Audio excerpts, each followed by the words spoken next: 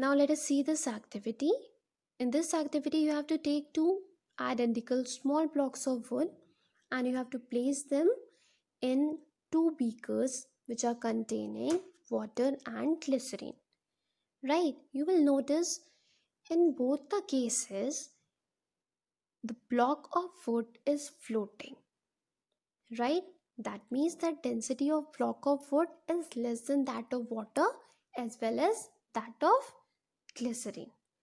But you will also notice that the more portion of wooden block is inside the water, but less portion of wooden block is inside glycerine. That means glycerine is applying more upward force, more buoyant force or upthrust on the wooden block as compared to water. That means the density of glycerine is more than the density of water.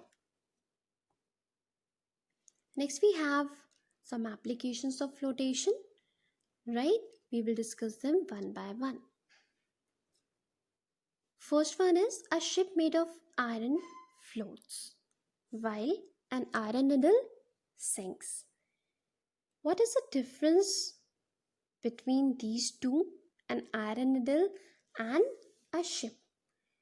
Ship is hollow in shape and in iron needle the whole mass of iron is accumulated or it is having a compact shape, right?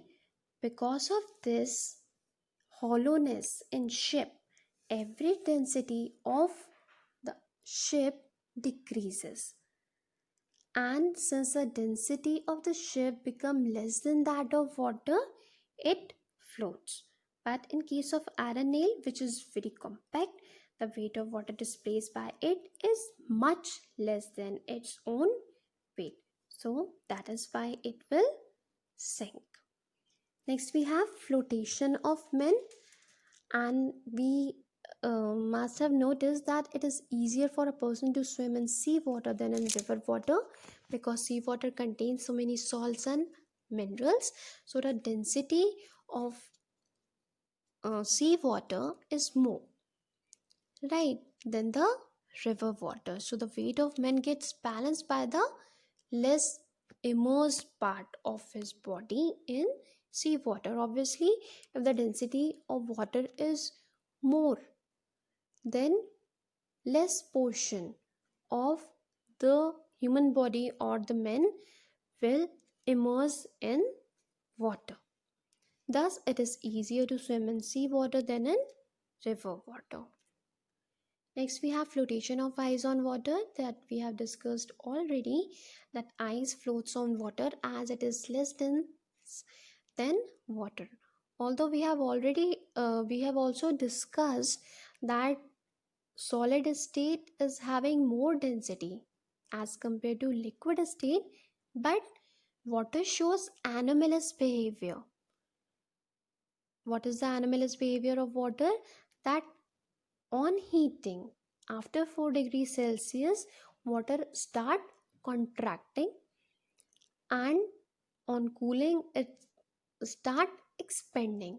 So when ice is formed, its density become less than that of water. That is why it floats on water.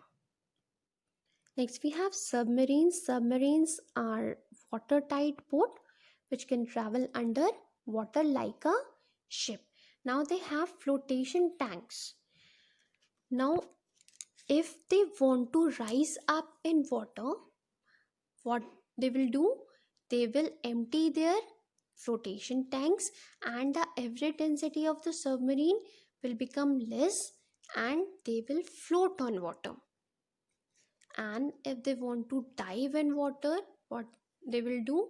They will fill water in the flotation tank and the submarines dive in water. So the submarine change the density by pumping water out of flotation tank.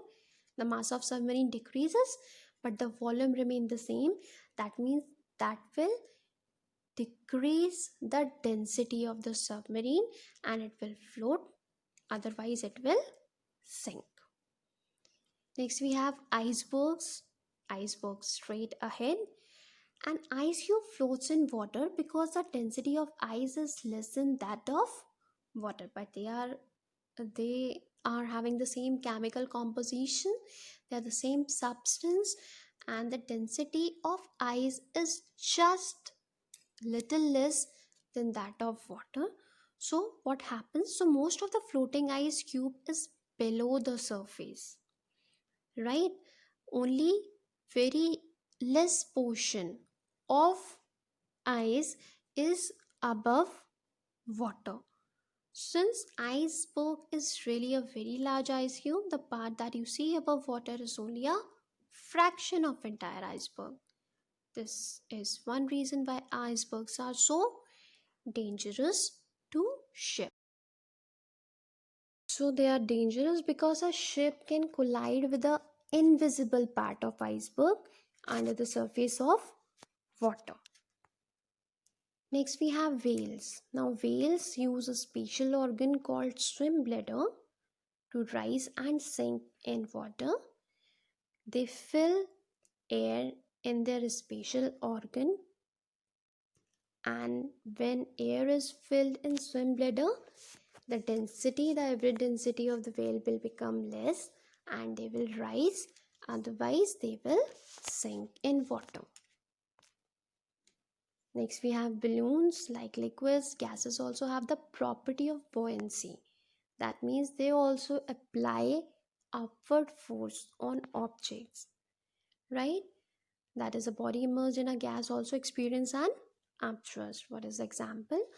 A balloon filled with hydrogen rises up because of the upthrust. Or we can say the density of hydrogen is less than that of air, so the balloon rises up.